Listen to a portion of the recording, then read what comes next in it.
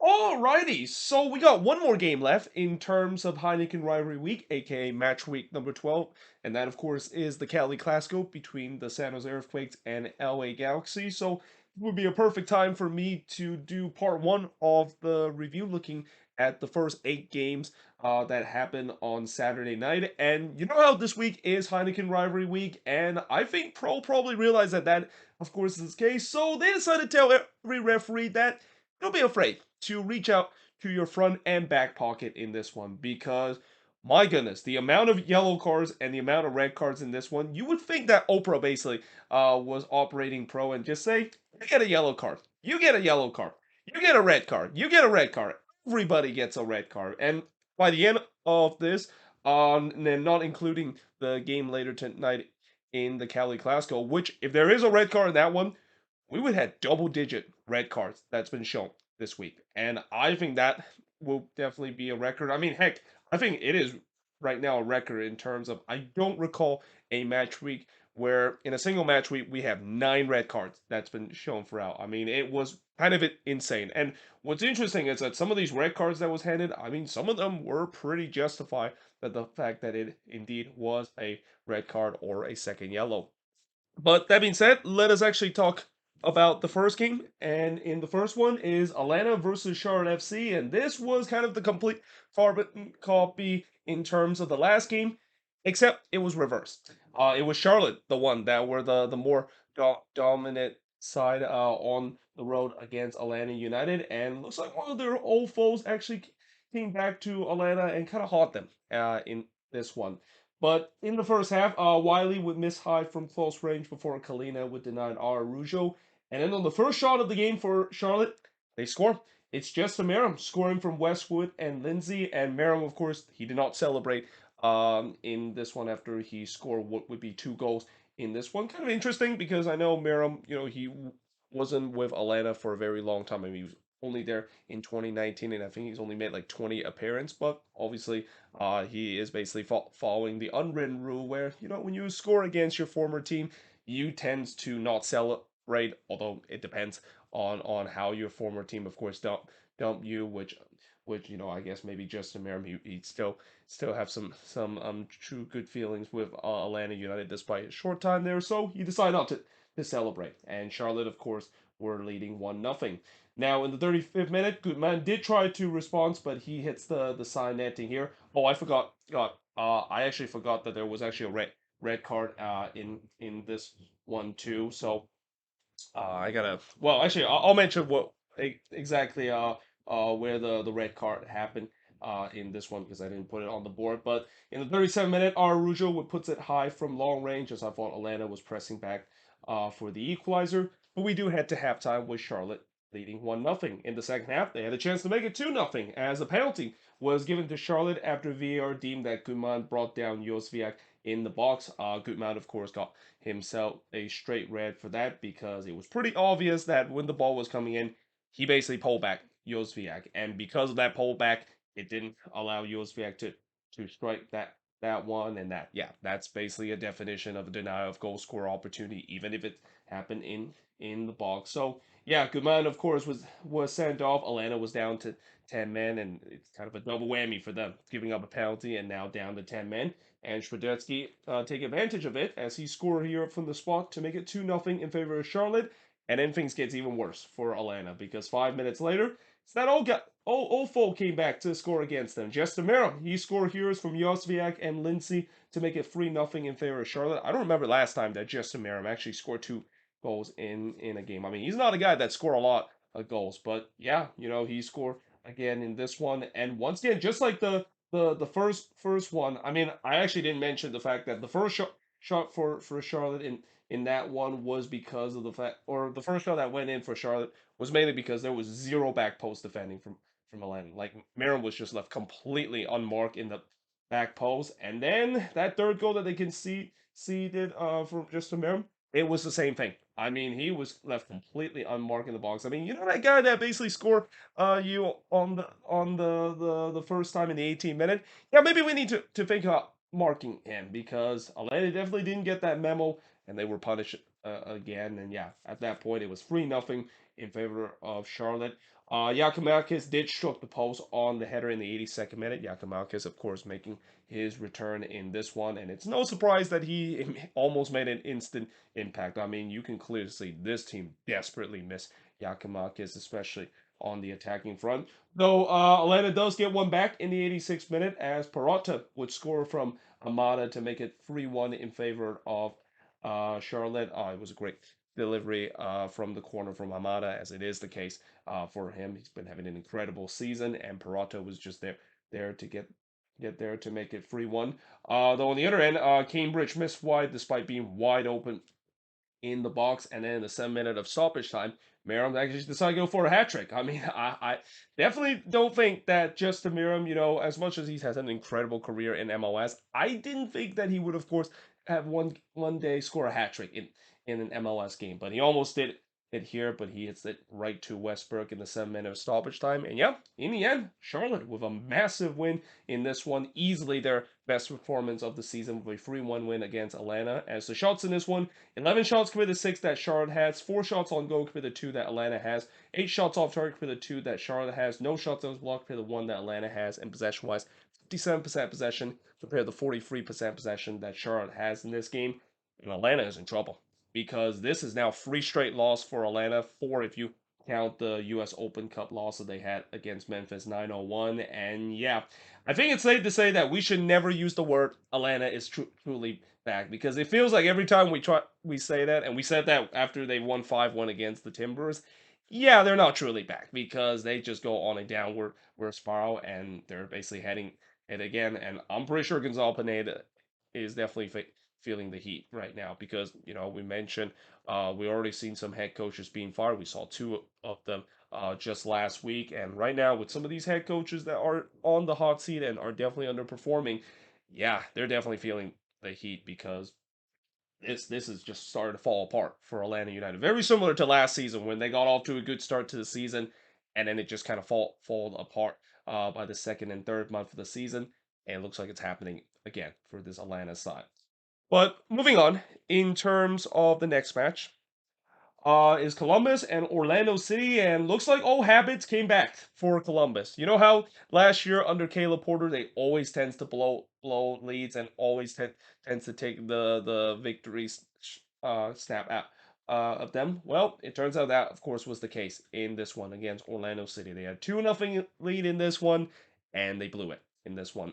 Though early on, Cucho did miss it just high from close range before he missed it just wide from close range. Cucho was very active in this one.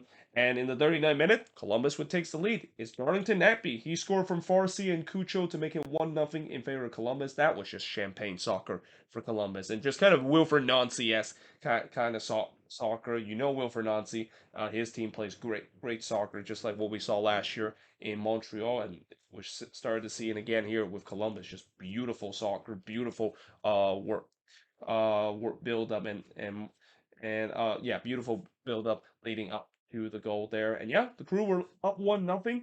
They quickly make it 2-0 right on the stroke of halftime as Russell Rowe would score from Farsi and Cucho to make it 2-0 in favor of Columbus. So Farsi and Cucho both having 2 assists in this one. Farsi, of course, getting the primary and Cucho getting the second assist there. And yeah, Columbus were up 2-0, and you're thinking, well, this looks like it's gonna be easy because Columbus. It looks like this was one of those games where they were just feeling it, and you wouldn't be surprised that it could be ugly for Orlando City. But that didn't happen because in the second half, Orlando got one back. It's Arjan Kara. He scored from Torres to make it 2-1 in favor of Columbus, and he almost tied the game up just 6 minutes later. And as he just missed wide from close range in the 55th minute. Though on the other end, Cucho missed high from long range, and then Yoboa hits one right to Galese. Cucho then missed high from long range as Columbus was looking to put this game to bed. But you just wonder, again, we've seen this happen before where teams decided to have a lot of chances and they weren't able to put the game away because of bad finishing.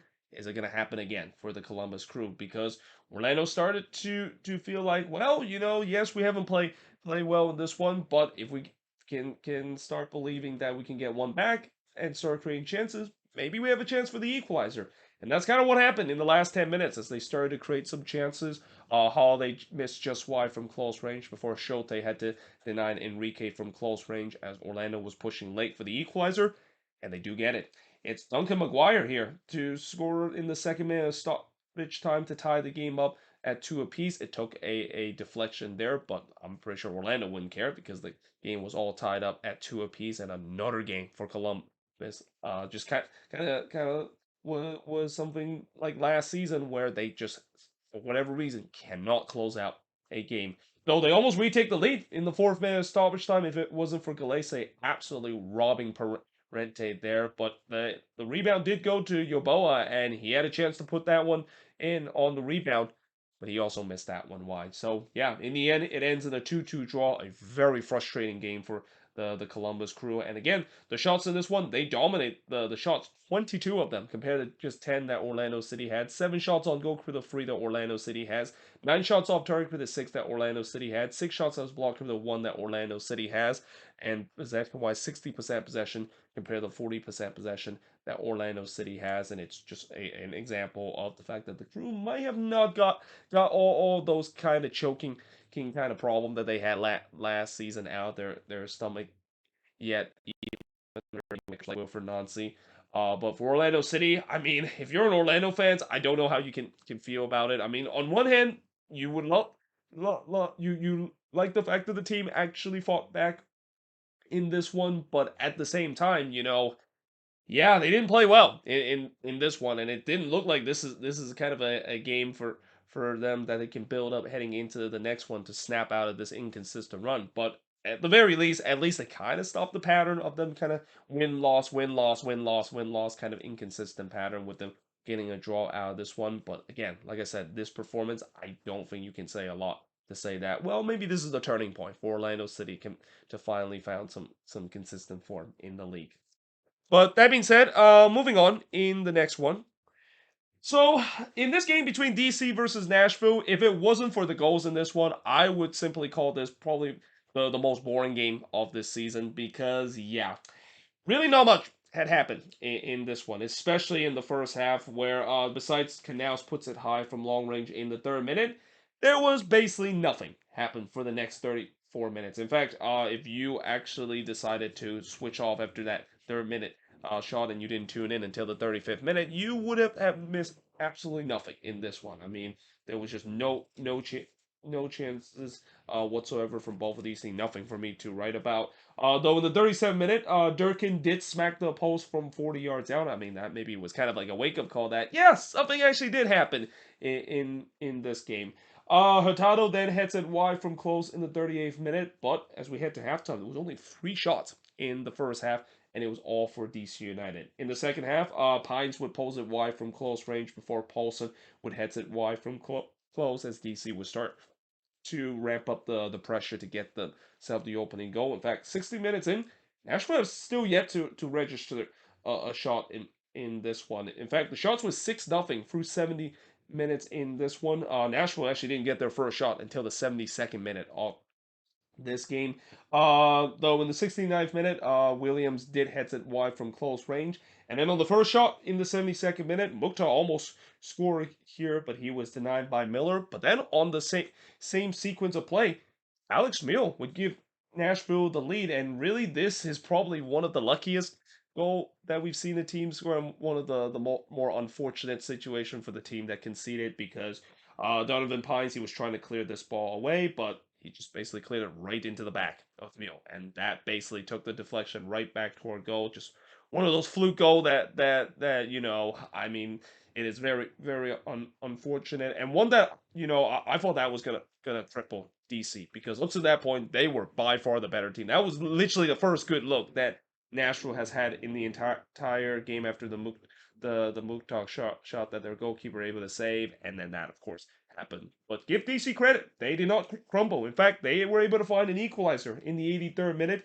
as Ted DiBiagio would score here from Fletcher and Click to tie the game up at 1 apiece, and that of course, is the final score of this game. As for the remaining of the game, not really much that has happened in this one. Shots in this one, 9 shots compared to 6 that Nashville has, but only 3 shots on goal for both of these teams. 2 of them came from Nashville compared to just 1 that DC had, and that 1 shot was the Teguti Piacho equalizer. 6 shots off target for the 1 that Nashville has, 3 shots that was blocked for the 2 that DC had, and possession-wise, 53% possession compared to 47% possession that Nashville has in this one. I mean, it's safe to say that Nashville will be the more happier side after this very uneventful game because, I don't think Gary Smith is going to be very proud of how his team playing this one. This is definitely one of the worst performance that they have played, but hey, they got a point out of this one. And if you're DC, I mean, they will be very frustrated too because of the fact that, I thought they also didn't play well in this one, but they had some chances, and if it wasn't for that fluke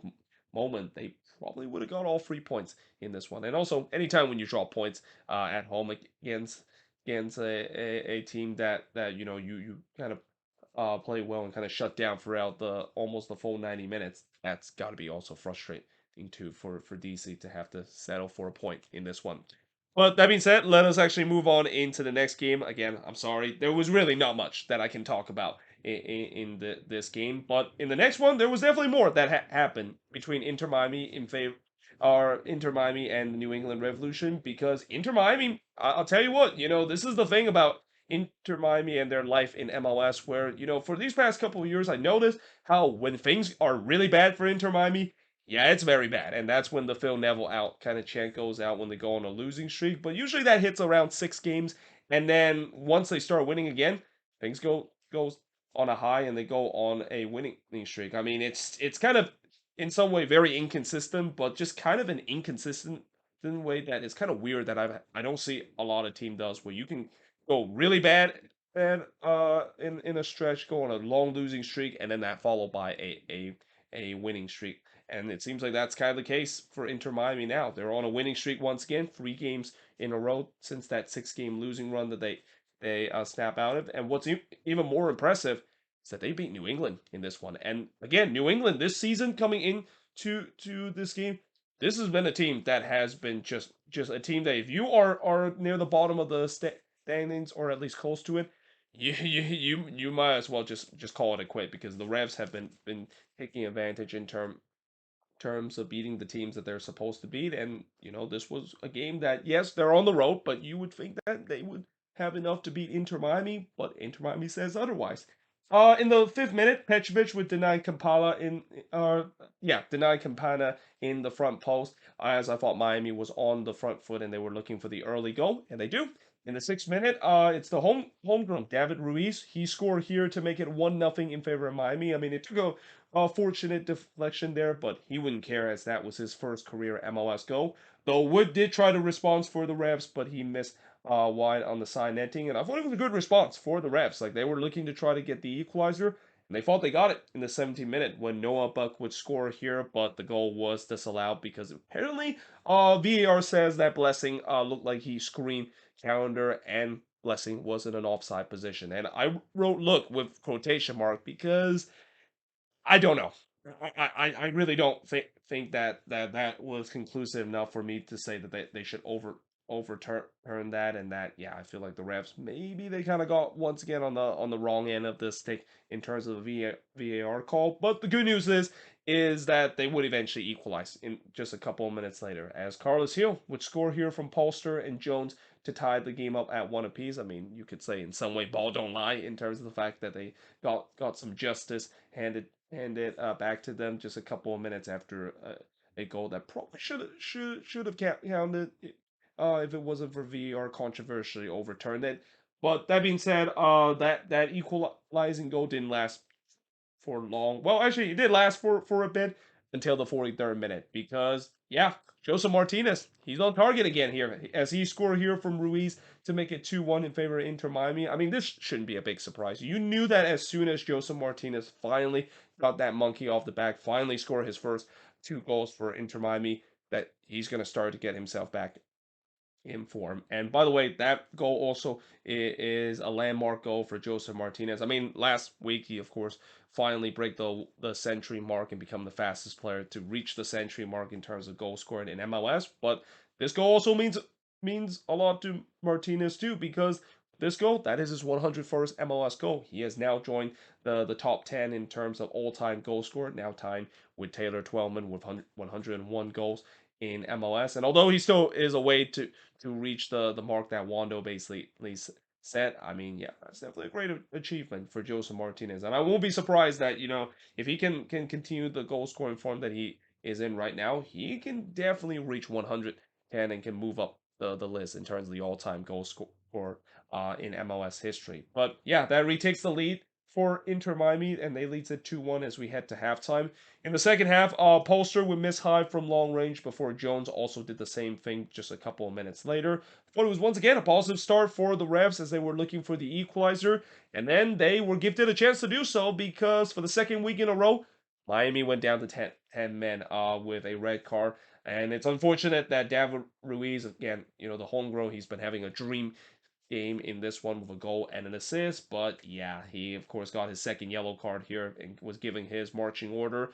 And once again, it's butt clenching time at Joy Fink Stadium and in Miami because yeah, this is like last week all over again, trying to hold on to a 2-1 lead. Well, they were holding on to a 2-0 lead at that time against Atlanta, but still, as we head into stoppage time, it was pretty much the same thing. They were trying to hold on to a 2-1 lead despite they're down to 10 men, and they almost didn't do so because in the third minute stoppage time, Drake Callender saved them. He absolutely robbed Altidore after Sailor just almost did a goal for the Revs. Just kind of give the ball right to Altidore on the doorstep of goal, and Callender make a big save to deny Josie Altidore there. I mean, imagine if Josie Altidore scored there. I mean, I think that would be kind of a surprise because it's hard to believe that in 2023 I didn't think that Josie Altidore would still be scoring MLS goal, considering he's been kind of a forgotten man in MLS for the past couple of years. But yeah, Calendar with a big save here to deny the refs the equalizer.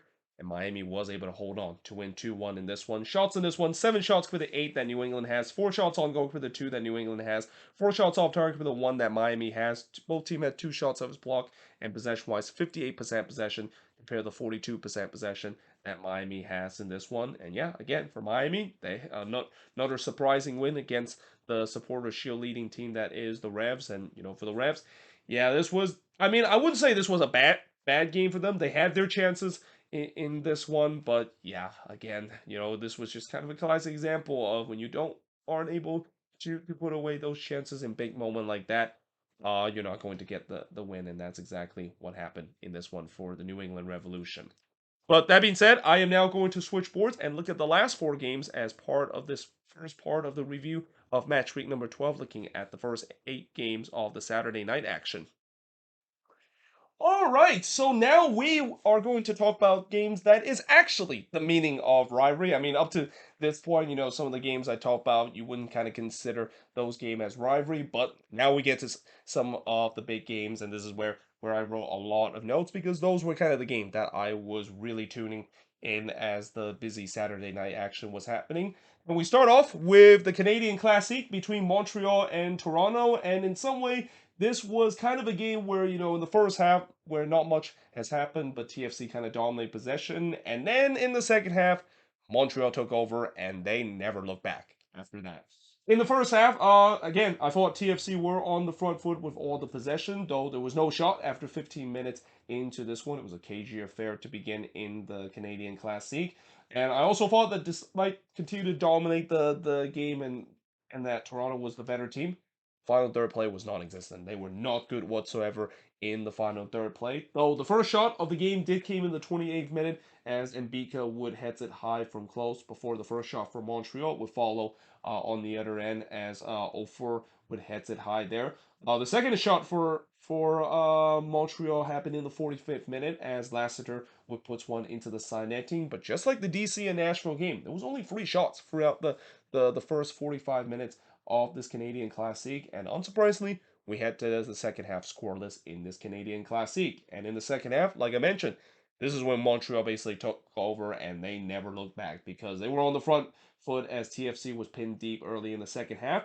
And they eventually would score the opening goal of the Canadian Classic as Lassi Lappanainen would score from Campbell to make it 1-0 in favor of Montreal. 4 minutes later, TFC were down to 10 men as Marshall Rutney would give his marching order after getting a second yellow card. And I basically wrote, it's basically unraveling for Toronto because Montreal clearly has the momentum after scoring the opener and now getting the man advantage just 4 minutes later. And yeah, this could maybe get ugly for TFC. But at the same time, I thought, okay, maybe Montreal put this Canadian Classic away. Well, they had a chance to do so in the 60th minute when 04 blasted high from close range, but then 8 minutes later, he was on target as he scored here to make it 2-0 in favor of Montreal. Though on the other end, a rare chance for TFC as Sapon had a header that was clear off the line by Camacho. I mean, if that one went in, that would have been completely against the run of play, but a heroic clearance off the line from Camacho there to keep this one at 2-0. And I think that chance also kind of just give even more fuel for Montreal to really put this game away because this is when things started to be just so one-sided. Johnson would deny Lassiter in the front post as the shots were 8-2 in favor of Montreal up to that point. He would then deny Broguillard in the front post before denying Lapinainen not long after, and it was just wave after wave of pressure. Montreal was just knocking on the door to get that third goal, and again, I'm going to repeat what I said. This could get ugly for TFC if Montreal gets that third goal where the dam basically just collapsed. But thankfully for TFC, at least Montreal kind of show some mercy late in this one, kind of just put it on cruise control and walk away with their favorite score line in terms of winning, which is 2-0. And that's exactly what they did. And I say it's their favorite scoreline because pretty much all their wins this season has been by the scoreline of 2-0, and that was the case in this Canadian Classic. And the shots in this one, yeah, it was not close. 14 shots compared to 2 that TFC has in this one. 6 shots on goal compared to none that TFC had. 3 shots off target compared to 1 that TFC had. 1 shot that was blocked compared to 5 that Montreal has. And possession-wise, 52% possession compared to 48% that Toronto has as Montreal continue to climb up the table. Remember how a couple of weeks in the last month now I've said that this team looked like they were done? Yeah, it doesn't seem like that's the case. What a turnaround it's been for her and Lasada team. But on the other end, for TFC and for Bob Bradley, I mentioned before, all these teams that are clearly underachieving, and TFC is definitely one of those teams. Their head coach must be feeling the heat. I think that's got to be the same for Bob Bradley. I mean, yeah, this was just an ugly result, and I don't think any TFC fans will be happy, especially of them just basically checked out in the second half and let Montreal just kind of run riot against them in the second half. But that being said, moving on in the next match is the New York Derby between the Red Bulls versus NYCFC, and this is exactly what the Red Bulls needed. If you would have told me heading into the New York Derby, who needs this more? It's got to be the New York Red Bulls. I mean, it's been a disastrous season for them, but in their first game without Gerhard Stuber, and I think it was Troy Lissette there. That's his name. I forgot. I know the Red Bulls new head coach. His first name is Troy, but I kind of forgot what was his last name too. But him taking charge for of this team, and just like the Chicago Fire, with the way that Frank Copas were able to guide the Fire on a win on his debut, it's kind of the same case for Troy. They're getting the 1-0 win and a much needed 1-0 win against NYCFC. But early on, like the Canadian Classic, chances were few in between early in this one. The first shot of the game, though, came in the 11th minute as Harper missed wide on the header before Barlow was in on goal here in the 22nd minute. But Barlow is not gonna score because if you're a Bulls fan or if you watch the Red Bulls enough, you know that Barlow his chances in terms of scoring is like if he scored, it's kind of either by accident or just by a miracle because yeah, even though he's in on goal here, you knew that he was gonna screw up, and he did. I mean, he took a heavy touch here, and the chances was gone. I mean, Tom Barlow for a long time has been part of one of the most cursed number 9 club in MLS for the past couple of years. But the shots were 4-0 in favor of the Red Bulls. I mean, safe to say that the Red Bulls were the better team in terms of chances for the first 30 minutes. Though in the 31st minute, we did finally see the first shot for the visitor NYCFC, and it almost went in too because Pereira, we know he has a lot of quality for this NYCFC team. He found some opening and trying to curl that one into the top right, or actually the top left. I'm sorry, I got the wrong side here, but that one kissed the left side of the post. And I also thought that NYCFC was starting to press high up the pitch. They were kind of giving the Red Bulls a taste of their own medicine because we know the Red Bulls, they love to press. It's in their DNA. But NYCFC said, well, how about this? Now we're going to be the one that press, and we're going to be the one that is going to win the ball high up the pitch. And in some way, it kind of worked out because they really got into this one. Magno would then hits one right to Cornell in the 39th minute. But we do head to halftime scoreless in this Hudson River derby. Now in the second half, Chanel would head it wide from the corner, but I still thought it was a tightly fair game with neither of these teams doing well in the final third, and that was kind of what I expected. You know, when you look at these last couple of New York derbies, it hasn't been the most entertaining one. It's been tightly affair, and especially with the way that when you have one team like the Red Bulls that's been really struggling going for it on the attacking end, and an NYCFC team that also really struggled going for it on the attacking end, especially on the road. It was not a big surprise that this was kind of a very tightly contested affair where the midfield battle is going to be almost a stalemate, and there were times that was the case. Though there was also times where both teams just simply lack ideas in the final third. Barraza then denied Carmona from close range before Cáceres would hits one right to Barraza. But then in the 76th minute, the breakthrough happened. It's Omir Fernandez. He scored here to make it 1-0 in favor of the Red Bulls because, of course, Omir Fernandez would score against NYCFC. I swear, for the past couple of New York Derby, Omir Fernandez has got on the score sheet in this derby for the past couple of times. Like that, if you're NYCFC, that is probably the last guy you want to see scoring because he's been just an absolute killer for NYCFC in these New York Derby. And I would also say that that's definitely in contention for goal of the week, and that was kind of a goal that I was kind of expecting. Where in a game just so tightly affair with really not a lot of chances, it was going to take something special for both of these teams to win this one.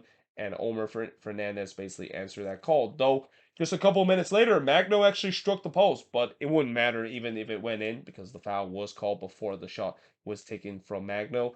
There was then a shout for a penalty for the Red Bulls not given in the 85th minute, and really as the time winds down, the Red Bulls, they were trying to grind out this 1-0 win, which I thought they were fairly successful in terms of doing it because NYCFC just looked like they were gassed and they were flat. Like they just had nothing to try and to get themselves the equalizer. It was almost 2-0 if it wasn't for Berg hits one wide from long range, and in the end, in a tightly affair New York derby, it was the Red Bulls getting a much needed win to win 1-0 against NYCFC. Shots in this one, 8 shots compared to 6 that NYCFC had. Only 1 shots on goal compared to 4 that the Red Bulls had. 3 shots off target for the 2 that NYCFC had. 3 shots that was blocked for the 1 that the Red Bulls had. And possession-wise, NYCFC did have the better of the possession, 69% possession compared to 31% possession that the Red Bulls had. And again, I feel like when you look at this game, it kind of played exactly what I thought it was going to be. It was going to be tight. We knew that NYCFC was going to have more of the possession because that's how they like to play. And we know the Red Bulls are not going to have a lot of possession because that's also how they like to play. And it feel like this was just kind of one of the game where if one of these teams needs to win, it needs to have a moment of magic. Like I said, Omer Fernandez, the Bronx Messi, as they call in the Red Bulls fan base, he delivered in this one, and we'll see whether or not that does kick off a decent start. Again, just like what I said about Chicago with Frank Copas, he definitely got that coaching boost to give the Fire a big win. We'll see if the same thing goes for Troy last for the New York Red Bulls.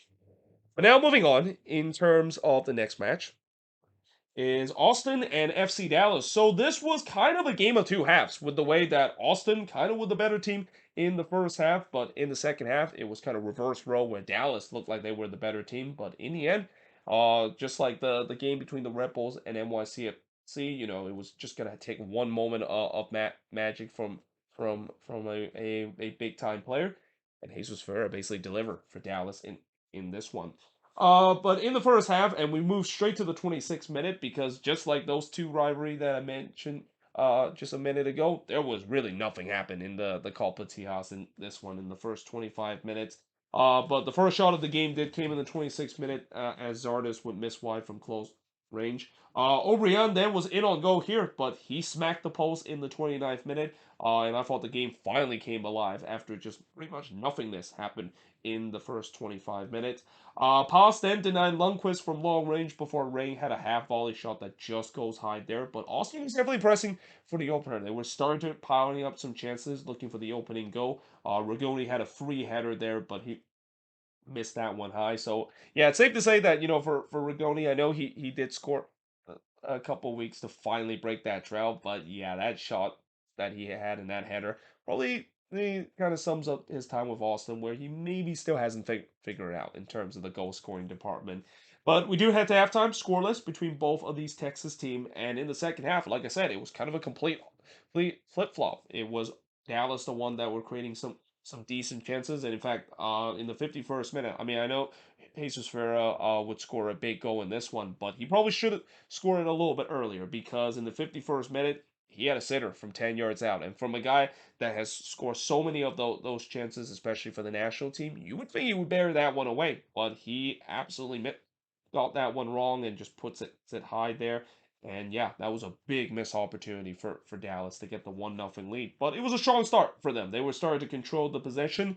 And then in the 55th minute, to kind of continue the theme of just red card galore, we had a red card in this one. And it's Rodney Redis, the one that gets a second yellow card here. And the funny thing about Rodney Redis is that he actually did score for the first time for Austin in that U.S. Open Cup game against New Mexico. And you think that maybe this is where Rodney Redis is going to have a redemption arc for Austin. Nope. Instead, he got in the very next game after he scored his first goal for Los Verdes, he got himself sent off here, and that yeah, I mean that maybe is a very certified Rodney Redis moment for Austin FC, and also just kind of sums up Austin FC season. I mean, if you're starting Rodney Redis really, you know that Austin has definitely been having a rough season so far, and that kind of continue after this game. Though in the 63rd minute, Stuver would deny Velasco on the free kick, and on the second effort, Farfan got the rebound, but he hits it right to Stuver. Pressure was definitely ramping up, and Dallas was looking for the opening goal, but again, they were kind of still endure this goal drought, whereas we approach 67 minutes. They mentioned it's been 310 minutes since Dallas had last scored a goal. In the 68th minute, Ariola tried to change that, but he hits one high after just a bad turnover from Austin. And turnover was the last thing Austin needed. Like they've already down a man. They look like they're already kind of on the back foot, and the last thing they need is just turn the ball over and gift it a goal for Dallas. Though they did have a huge shout for a penalty kick appeal, as the Austin fans feel like Pereira was brought down in the box, but nothing was given. In the 88th minute, Tafari would have a long range shot that goes wide, but then in the 89th minute, breakthrough happened. And Jesus Ferreira, of course, he had a bad miss in the 51st minute, but he make amends of it as he scored here from Insumberland to make it 1-0 in favor of Dallas. I know the goals will be the big story will be Jesus Ferreira scoring, and then of course the Messi like celebration, basically took off his shirt and basically hold the back of the name in front of the Los Verdes faithful. But yeah, I think what will be lost in this is what a ball this is from Ensembling. Like this was a Kevin De Bruyne-esque kind of ball from Ensembling there. Just put for through on go and put it on a plate, and yeah, it's just fair. He did miss one earlier. He wasn't gonna miss another sitter here, and that give Dallas a 1-0 lead. They almost made it 2-0 when Stuvert had to deny O'Brien, and pretty much could have been the lights out for Austin in that one if they gave up the second goal. But in the end, Austin winless run, it continued. It's a 1-0 loss in this one against FC Dallas. Shots in this one, 14 shots for the 8 that Austin has. 3 shots on goal for the 1 that Austin has. 6 shots off target for the 5 that Austin has. 5 shots that was blocked for the 2 that Austin has. And possession-wise, 46% possession compared to the 54% possession that Dallas has in this game. And again, overall, Dallas a much needed win too, because they've been struggling so far this year. Though again, if there was one opponent that they can maybe face to try to get out of this bad run of form that they had, Austin maybe is that team, because they had relatively good success against Los Verdes doing this Copa Tijas kind of affair. But again, for Austin, struggle continue, and this game I think is just a resembling of the issue that they have in terms of goal scoring, which it looks like they turned a corner in the last couple of games, and no, that doesn't seem like is the case. Now, obviously, it doesn't help when Dreyusi is not in the starting 11, and I know Dreyusi hasn't been like the Dreyusi that we saw last year, but still, this has been a huge smack to reality for Los Verdes, and that again, this is another team that I think I'll mention. Where, well, I wouldn't say that Josh Wolf maybe is on the hot seat, because they've been dealing with a couple of injuries, but just the way that they kind of underperformed it this year. It's got to be very disappointing consider of a great year that they had last season. But that being said, moving on into the last match on this board is Sporting KC versus Minnesota. So this shouldn't be a big surprise because we know Sporting KC when they play at home against Minnesota, it's an easy win. It's an automatic L for the Loons. Sporting KC did their usual thing, getting those free goals despite struggling to score goals, and the Loons did the usual thing, decided to go to CMP and decided to just lay an egg in that one. And yeah, that's pretty much how Sporting KC was able to get the win. Thank you so much for watching this video. Hope you guys enjoyed this video. Let me know in the comments below what do you think of. Okay, let's actually talk about this game and why exactly once again Minnesota lay an egg. So what's kind of interesting about this one is that Adrian Heath decided to go with a 3-5-2 formation in this one, and this is a formation that he doesn't usually use. He usually go for at the back. Usually it's 4-2-3-1, and there's times where we see him go with a 4-4-2 formation this season, but he kind of threw a curveball in this one by going with a 3-5-2 formation, and boy, did it not paid off whatsoever. I mean, I think it is pretty clear that let's just hope we won't see this formation used ever again because the players they look completely clueless of how to play this 3-5-2 formation. I mean, both on the offensive front and on the defensive front, it was just an absolute car crash. Seeing how the Loons were trying to operate this 3-5-2 formation. Early on in the third minute, Shari would puts it wide from close range, but then in the 8th minute, Sporting KC gets the opening goal. It's Rosario score from Shari here to make it 1-0 in favor of Sporting KC. I mean, not great defending on the set piece there from Minnesota, but that's kind of the thing that if there is one positive I will say about Sporting KC this season is that they know how to score early in games. I mean, this is like the fifth game that they have been able to score early, and lately they finally started to get wins because we know before when they start to score early, that doesn't really mean anything because they probably are going to get tumble later on. But in the 15th minute, it was almost 2-0 when the post denied Polito and Sporting KC the second, and meaning wrote safe to say that this 3-5-2 formation has been a disaster early in this game because there was the defensive front with this 3-5-2 formation was all over the play. The wingbacks would just caught way too high up the pitch, and that the free at the back system and the free defenders would just didn't know how to cover areas and was just giving way too much space for Sporting KC to operate. Davis would puts it high from close range in the 18th minute. The shots were 6-0 through Sporting KC through 19th minute, and then in the 23rd minute it would be 7-0 in favor of Sporting KC in terms of shots and 2-0 in terms of the scoreline as Daniel Sharawi would score from Valtier and Polito to make it 2-0 in favor of Sporting KC. But then on the other end, the penalty was given to, well, actually not to Sporting KC, but to Minnesota. So I wrote the wrong team there for a second. Again, with the way how it was so one-sided, can you blame me for actually getting the wrong team, thinking that it was actually the Loons got the penalty? But yeah, the Loons did get a penalty here as Melia brought down Sunbin in the box. Now, Sunbin actually was going to take this penalty, which was kind of interesting because I thought that, I thought maybe Robin Ludd was going to be the one to take the penalty because I think he usually is the guy to slots the penalty, and also usually it's Amaria the one that takes the penalty, but Amaria of course didn't start in this one. So yeah, Sam Bin basically stepped up to take the penalty, and let's just say this may be the last time I see Sun Bin take a penalty because he hits this one right down the middle. Amelia didn't even move. I mean, that was hit right into to Melia there, and yeah, WTF? Question mark, exclamation mark. I mean, I just don't know how he messed that one up so badly like that. But I will also say that that moment kind of is a very certified Minnesota United season for this year, where again this team is just simply cursed in terms of goal scoring and in terms of finishing for most part of this year.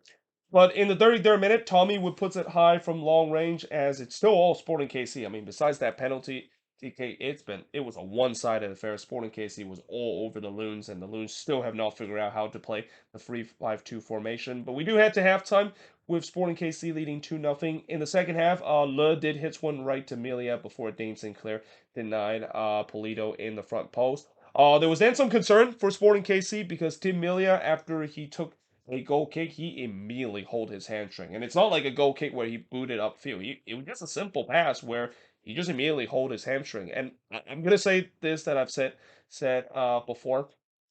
Are we gonna see about to see maybe the end of Tim Millia's career? Not just for Sporting KC, but in terms of his professional career, because I really think that he has started to run out of the tank, and that these injuries concern that he's been having for the past couple of years, it's started to catch up to a point where I wouldn't be surprised if Tim Melia maybe think about hanging up his boots. And I know that he's not going to admit it. He wants to keep playing, but man, these injuries, setbacks he's been having the past couple of years, you just wonder maybe it might be times for him to hang up. And especially with the way that Sporting KC technically do have a decent replacement in John Postcam, though Postcam has been injured for the past couple of games.